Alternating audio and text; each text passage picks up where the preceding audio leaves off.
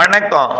செல்வகுமாரின் அனைத்து மாநிலங்களுக்கான இந்திய வானிலை ஆய்வறிக்கை 2025 ஜூலை 14 திங்கட்கிழமை அதிகாலை நிலவர ஆய்வறிக்கை.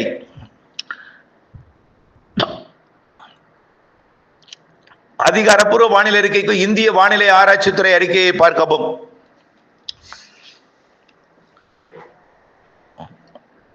வட இந்திய நிலப்பகுதிகளில் வரிசை கட்டி நிற்கும் காற்று சுழற்சிகள். பாகிஸ்தானில் ஒன்று, உத்தரப்பிரதேசம், டெல்லி, மத்திய பிரதேசம் இடைப்பட்ட பகுதியில் ஒன்று, மேலும் மேற்கு வங்கம், வங்கதேசம், பீகார், ஜார்க்கண்ட், ஒடிசா, சத்தீஸ்கர் இடைப்பட்ட பகுதியில் ஒன்று என்று 3 காற்று சுழற்சிகள் சற்று வலிமையாக நீடிக்க வடகிழக்கு மாநில பகுதிகளிலும் காற்று சுழற்சி நீடிக்கிறது. இதனிடையே புதிய காற்று சுழற்சியும் வங்கக்கடலின் வடக்கு பகுதியில் உருவாகி இருக்கு. ஏற்கனவே சீன பகுதியை கடந்த புயல் செயலிழந்து ஒரு காற்று சுழற்சியாக வங்கக்கடலை நோக்கி நகர்ந்து வந்து கொண்டிருக்கு. இது வியட்நாம், கம்போடியா, லாவோஸ், தாய்லாந்து வழியாக மியான்மர் மற்றும் வடக்கு வங்கக்கடல் பகுதியை வரக்கூடிய நாட்களிலே வந்தடையும்.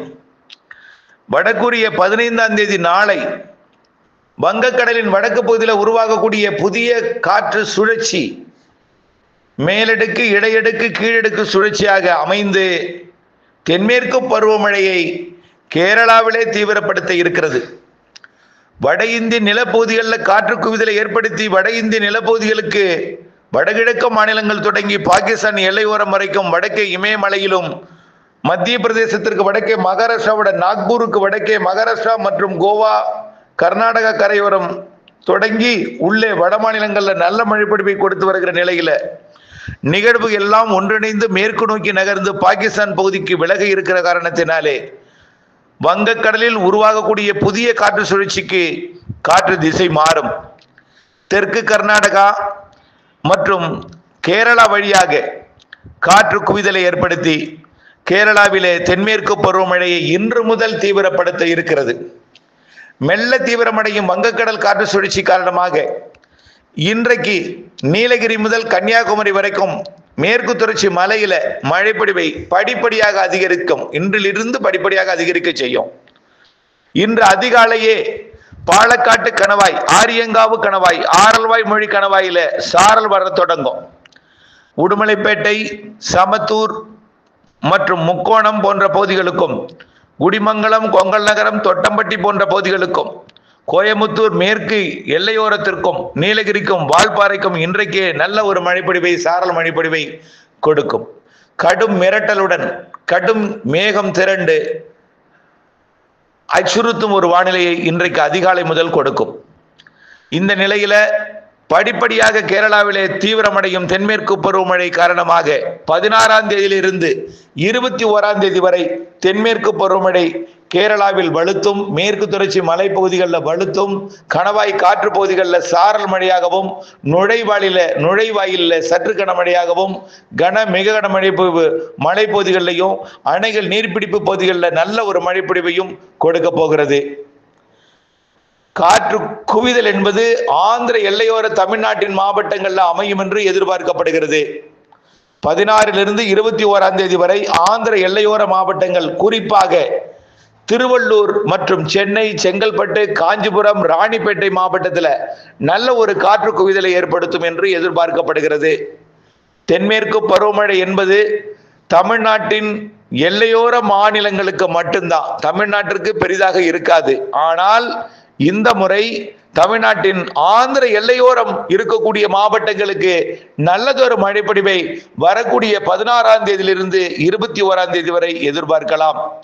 வட உள் மாவட்டங்களுக்கும் வடகடலோரத்திற்கும் மழைப்பொழிவை எதிர்பார்க்கப்படுகிற நிலையில டெல்டா மற்றும் அதற்கு ஒட்டியுள்ள உள்பகுதிகளுக்கும் மழைப்பொழிவை கொடுக்கும்.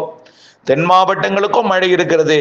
தென் மாவட்டங்கள்ல விருதுநகருக்கு தெற்கே மிக குறைவாகவும், விருதுநகருக்கு வடக்கே செல்ல செல்ல ஆந்திர எல்லையோரம் நம்பர் 1 இடத்தை மழைப்பொழிவை பிடிக்கும் வகையில வானிலை அமைப்பு அமைய போகிறது.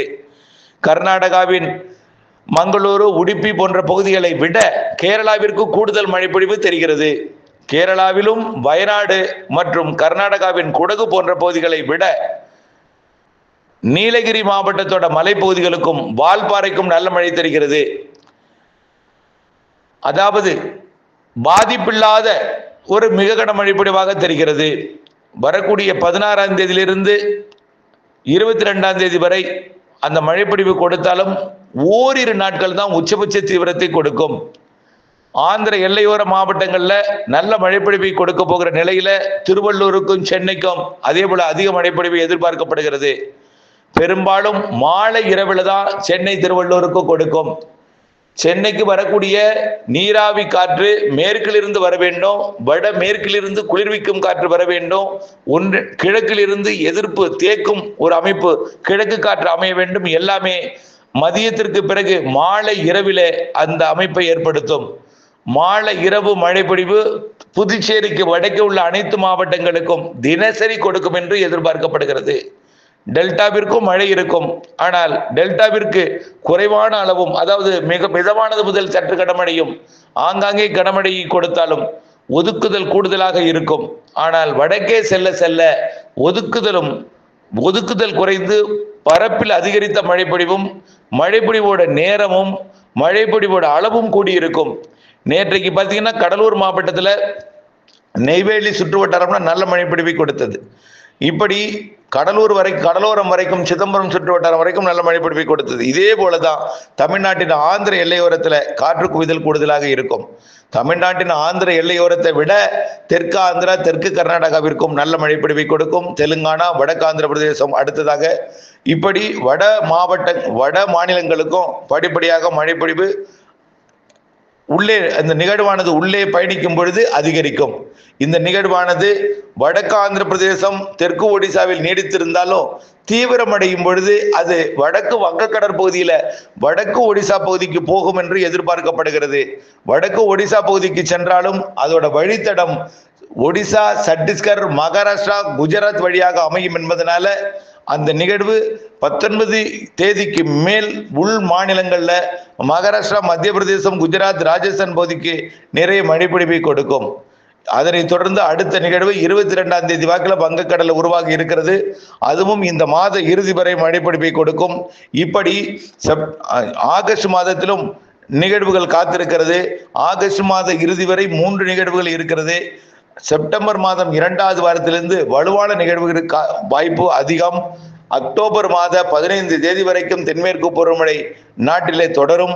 குறிப்பாக தென்மேற்கு பருவமழை ஆந்திர பிரதேசம், தெலுங்கானாவிலே வடகிழக்கு பருவமழை தொடங்கக்கூடிய நாள் வரைக்கும் நீடித்து அப்படியே தலைகீழாக வடகிழக்கு பருவமழையாக மாறும் என்பதில் மாற்றமில்லை. தொடர்ந்து வானிலை ஆய்வறிக்கையுடன் இணைந்திருங்கள். வானிலை அறிந்து விவசாயம் செய்து லாபமடைய அன்போடு கேட்டுக்கொள்கிறேன். நன்றி.